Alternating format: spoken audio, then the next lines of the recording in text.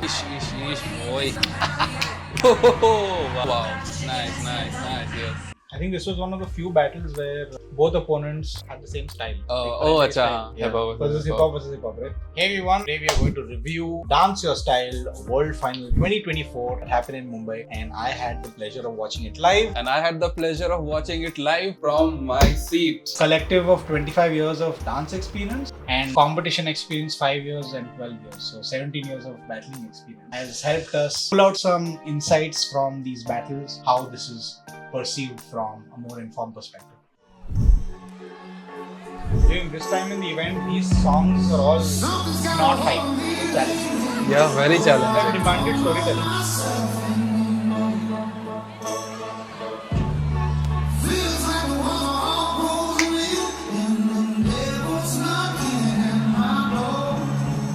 Oh, wow.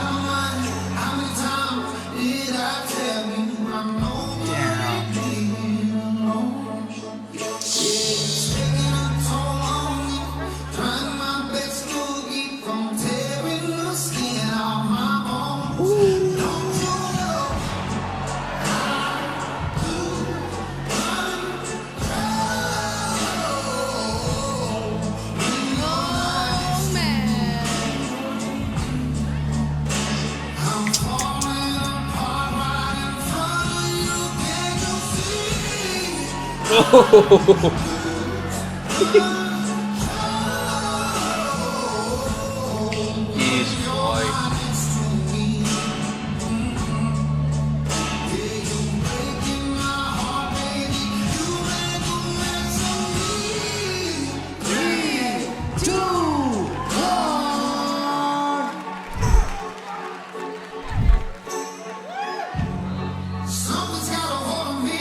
Ooh, already love it.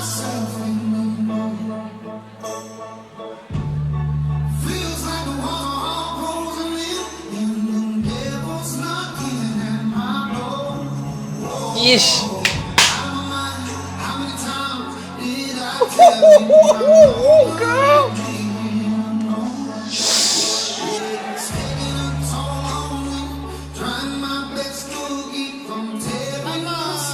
Oh, oh wow.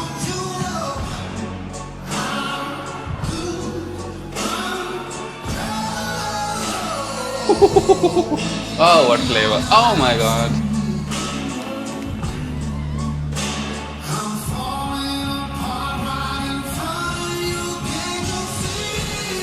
Yes.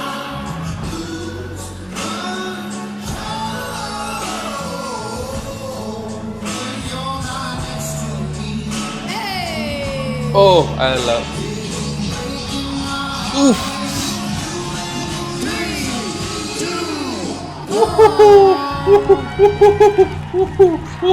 Oh my god. She owned it. So I was gonna say during Soraki's round that he brought a little bit of flavor of James Brown when he was doing the kicks and the walks and a little bit of hip sway. To answer that, she did the exact same thing. Yeah, she used the James Brown The James slide. Brown In slides. fact, with the mannerisms, the Yes. arm movements that accompanied. So she brought the flavor and she also brought the character. The character. So he just had an influence or just a reference, but she brought the character. Oh my god, she ate it.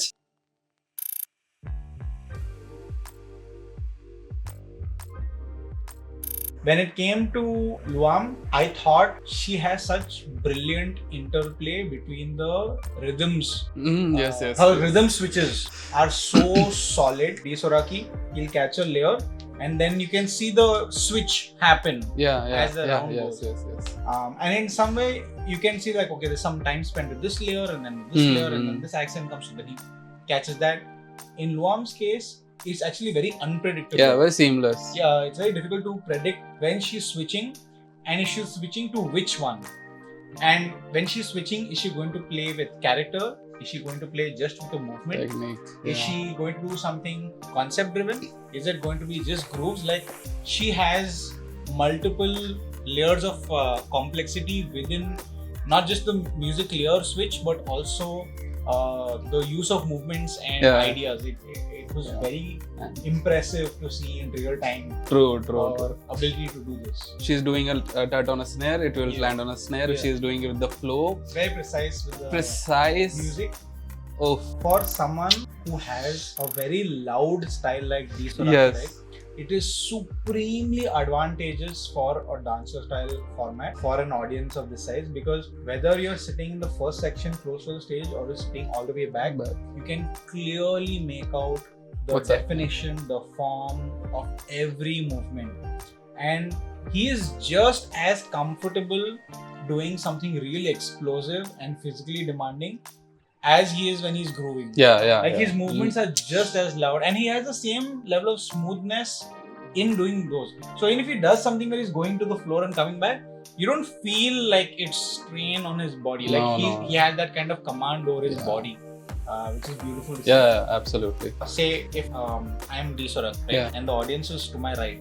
If I do something in the right, it's very visible. If I do something in the left, also it's very visible. Yeah. Like even if it's using this hand, just the range of motion, you're able to sort of fill in the blanks and guess what that movement is. Yeah. But when it comes to any intricate style dancer like Luwam's, if there's something she did on this side, people on the stage were going mad because they were able to see it. Yes, I and guess for so. us, I'm like, I have to guess a bigger blank and a bigger space out of fill. I'm like, okay, I guess she must have done that. Yes, right. Because there are so many things she's doing and we are processing all of it at the same time. So I felt like that was very interesting to watch, that there is a slight disadvantage in this format to dancers who have intricate styles. Yeah. And that magic, I feel like in a platform like this, when you're that far away, you miss those moments of magic.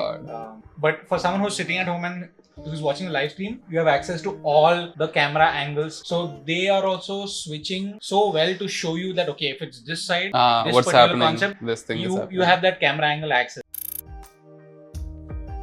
Probably, like the feeling, the actual feeling, not just no technical reason, but just the feeling of the song being portrayed in the way she portrayed it. It seemed more what do I say, in sync with what was playing, what could come to my ears. It's just a story. I guess the storytelling aspect was better in terms of Luwam's round. D Soraki had a lot of great moments, but it were the moments, wasn't the whole story. That also brings me to another point, that when D Soraki is dancing, his expression of the song and character also is visible in his body. But his face is not as expressive. In Luwam's case, I guess her body and the facial expressions complement each other in a way where you can feel it more, because you can tell from her face that she's feeling it. And that really helps for the audience to connect with them. And that also helped, because in Luwam's case, not only was she really feeling the music, but she had a very raw interpretation, and that came across that was amplified when you're able to visually see the person's expressions and they're like in sync with what their bodies do. Yeah, true. There's this moment, if you could play it again. So there was this moment when she was walking and she was bopping.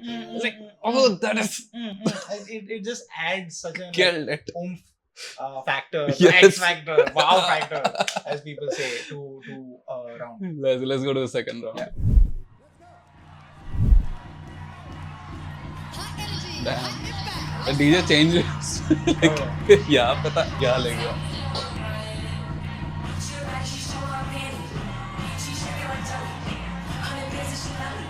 God. Oh yeah, when this song played, I didn't know this song, so I couldn't guess.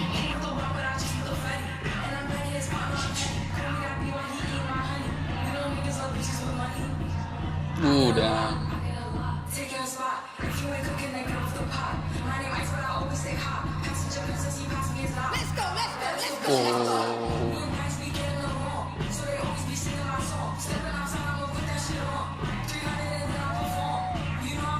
Eesh, boy.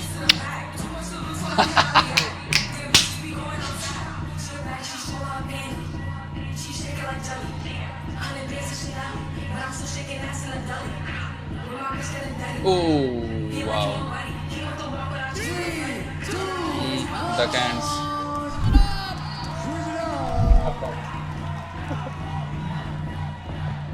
Oh, wow.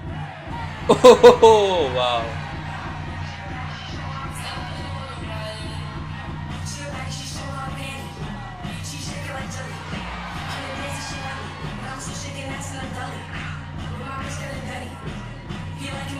Oh, wow.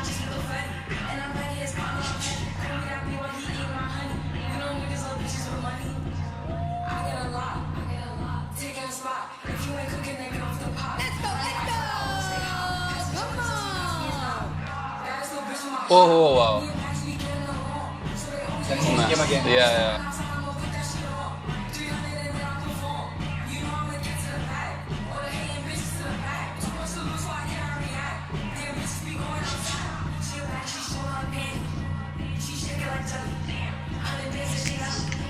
Nice, nice, nice, yes.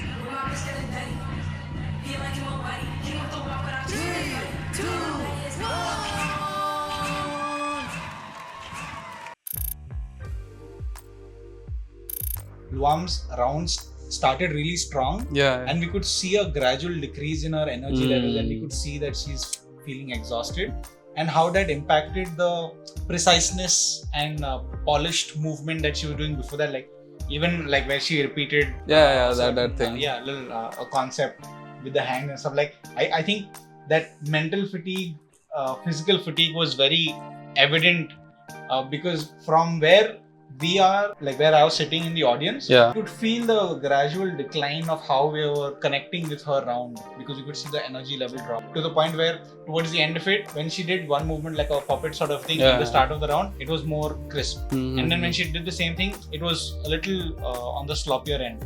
And in the Soraki round, that played a huge advantage because his energy stayed consistent. Even though musically, character-wise, I felt like Luwam still had an edge over it. Yeah. But the sheer capacity to still be as athletic, still be on music, have crisp and polished movement throughout the round, where sometimes some dancers wait till 3-1 and then suddenly they just leave their dance.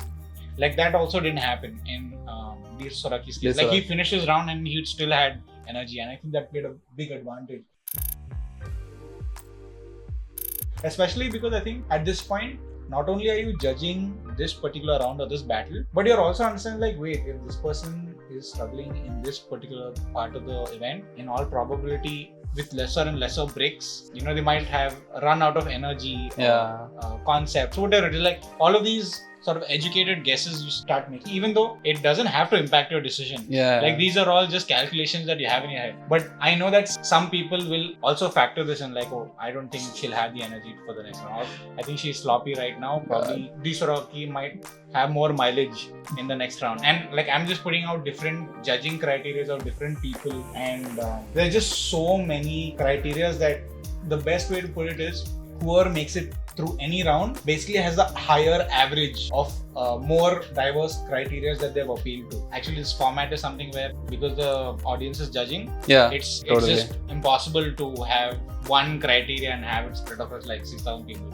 because we only had the light switch. We didn't have like ranking. Oh, musicality, I'll give this point. Yeah, exactly. For this format, that doesn't work. If someone is judging you on one thing and you're weak in that section, there is another person who is judging you on the thing that you're really good at. So a minus and a plus, like it negates. So it comes to a zero sort of, if it were like a tie sort of situation. But this is what makes the DYS a different kind of a... It's truly unpredictable in that sense. And like how you pointed out, in the audience also, there are some people who are more informed about dance or that particular style. There's some people who are less informed. If the audience, which there's no way of knowing, but if the audience is filled with more people who are more uninformed than people who are informed, then like the whole judging criteria shifts. You could say, totally.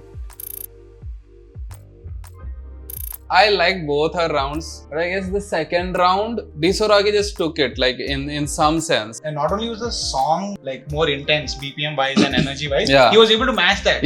Exactly. And also show all of his things, not just one thing.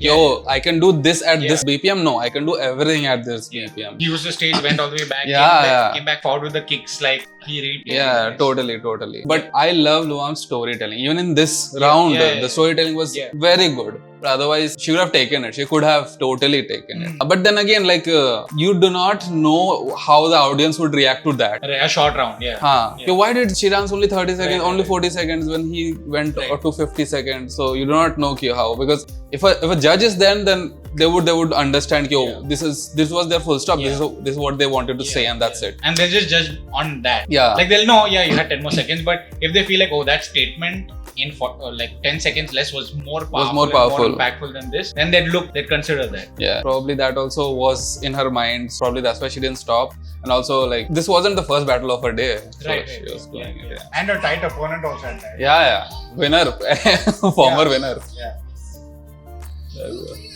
What is the result?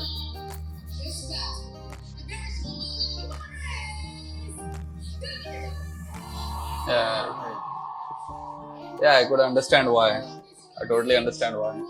Like how we just said, like, because the criteria, it can shift also very like marginally. Yeah. 60-40 is actually, for a format of this kind with these many people, 60-40 is actually pretty close. Yeah, very like, close. 19-20 in this, like the equivalent of that. This was our take and our whatever we understood as freestyle dancers. Us doing the craft for good amount of time. And congratulations to everyone who's a part of this experience, Yeah. who made the viewing experience so magnificent and magical. Thank you for tuning in for this. I hope you guys found this entertaining and informative as well.